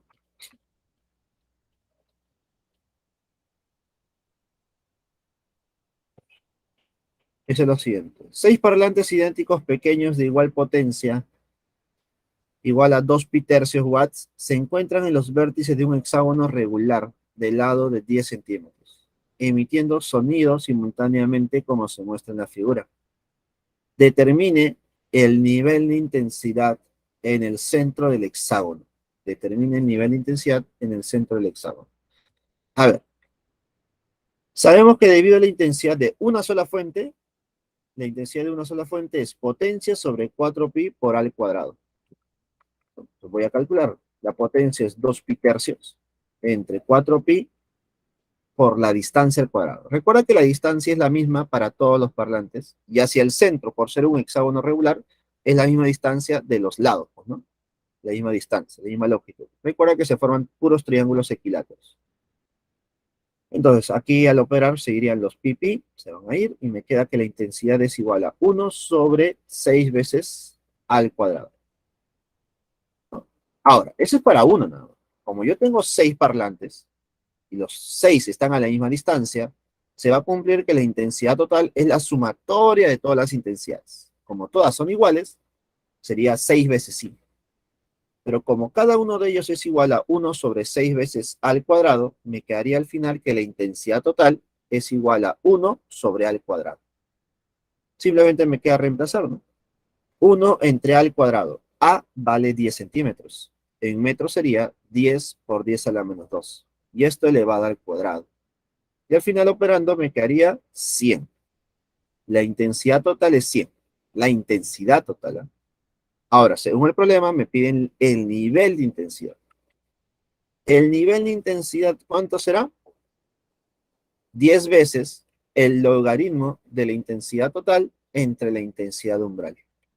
Entonces sería 10 veces el logaritmo de 10 a la 2, 10 al cuadrado, que es 100, entre 10 a la menos 12. 10 a la menos 12. ¿Cuánto sería esto? 10 por el logaritmo de 10 a la 14. Por lo tanto, el nivel de intensidad sería 10 veces por 14 logaritmo de 10. Logaritmo de 10 es 1 y me quedaría 10 por 14. ¿Cuánto sale eso? 140 decibeles. 140 decibeles. Problema número 8. La respuesta es la C. Y con eso, chicos, en el tiempo estipulado, hemos desarrollado 8 preguntas del tema de ondas, bueno, movimiento armónico simple, ondas y sonido. Eso sería todo por el día de hoy, chicos. Profesor, Dímale así. disculpe, antes de que se vaya, ¿podría volver para tomarle captura, por favor? Y no sé si le molestaría, pero podría decirle qué ejercicios podría tomarle captura, por favor. Por ejemplo, le estaba tomando, pero no me sale. La 3, ahí nomás, profesor. La 3, La 2. la 4, no. La 5 y la 6 son las que me faltan. Voy a sacar hasta la 3.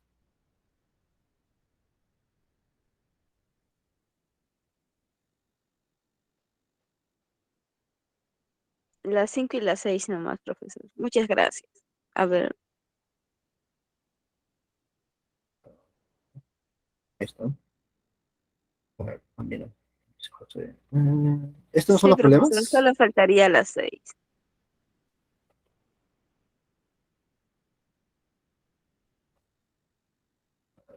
Voy a ver su material. Gracias, profesor. Listo, no hay problema. Y, y las respuestas de los propuestos, profesor. Ya me causaron dudas. Dicen que no son los problemas. Ya, profesor, gracias.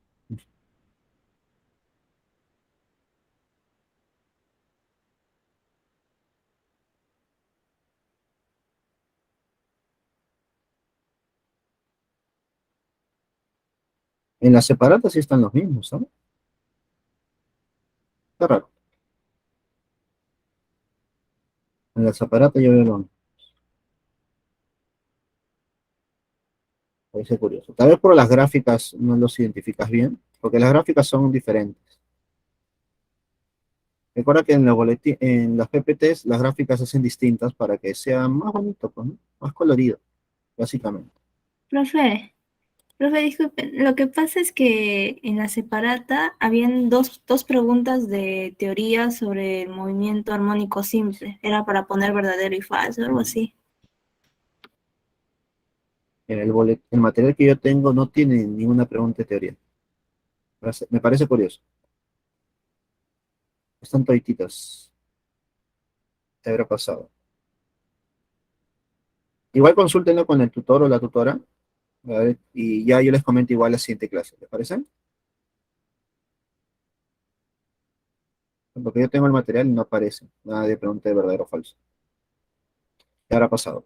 Igual, coméntenlo con la tutora a ver qué les puede responder. Igual yo voy a averiguar eso para la siguiente clase. No se preocupen. Pero igual el material que se me propuso acá, en el material, yo estoy viendo el Word y está igualito. Solamente varía las gráficas, ¿no? Obviamente que normalmente siempre ocurre eso. Pero no hay ninguna pregunta de verdadero y falso. Ahora, no debe ser que han cambiado las propuestas por las de clase, no creo. En las propuestas tampoco hay verdadero y falso. Ya, a ver, les comento por favor las claves de los problemas propuestos según lo que yo tengo acá.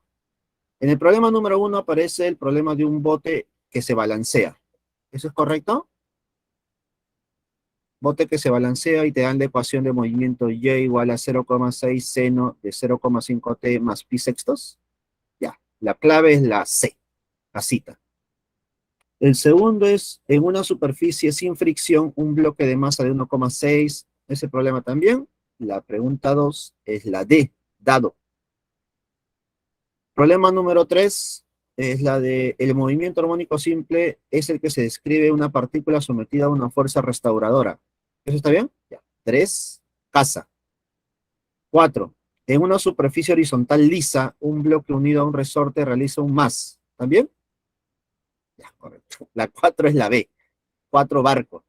5, cuando se tocan las cuerdas de una guitarra se producen sonidos que se propagan en el aire. ¿Correcto? Esa no es correcta. En No, este profe. contexto, un alumno emplea un detector para registrar la rapidez y frecuencia del sonido. Ah, ya. Esa es la de verdadero y falso. Entonces parece que la han convertido a la hora de mandárselo a ustedes, porque el final creo que es distinto al que ustedes tienen. Creo que ustedes tienen un adelanto. Ya. Este problema número 5 no te puedo dar clave porque obviamente no tienes esa pregunta, ¿cierto? La siguiente pregunta. Un péndulo simple de longitud L en la superficie de la Tierra. Ya, es así, la 6. La D, dado. 6 dado. ¿Listo? Donde dice un péndulo simple de longitud L. La 7 y última, dos pequeños parlantes A y B. ¿Eso sí coincide? ¿Dos pequeños parlantes? Tampoco. Pues tampoco te puedo dar esa clave, porque no lo tienes. Dos pequeños parlantes de potencia de pi watts y 4 watts, respectivamente. Eso no hay, ¿no, José? La 7 es de un péndulo. Ujú. Ya, entonces no está. Entonces me dicen que no está la 7 y no está la 5, ¿correcto? Voy a averiguar eso, igual ustedes coméntenlo con su tutor, tal vez tienen una respuesta más inmediata, ya que nosotros nos vemos todavía la siguiente semana. ¿Correcto, chicos? Ahora, por si acaso, lo más probable es que tal vez se les comparta el material que yo tengo, es probable. Entonces les voy a dar las claves por si acaso, ¿ya? Si es que se les comparte la clave de este material que yo tengo para las 5 que faltaría, ¿no? Las 5 ponle la clave A, mantén la clave A, y para las 7 pon la clave D. ¿Listo? Pues esas serían las claves en base al material que yo tengo. Lo más probable es que si comentas con tu tutor, tal vez te faciliten ese material porque es el que todos los profesores tenemos. Ya con eso lo puedes verificar y vemos qué pasó con las otras preguntitas que no se vieron. ¿No? Correcto, chicos. Bueno, nos vemos la siguiente semana. Cuídense. Igual hemos visto variedad de problemas. Igual hemos visto variedad de problemas. Chau, chau, chau, chicos. Cuídense. Nos vemos.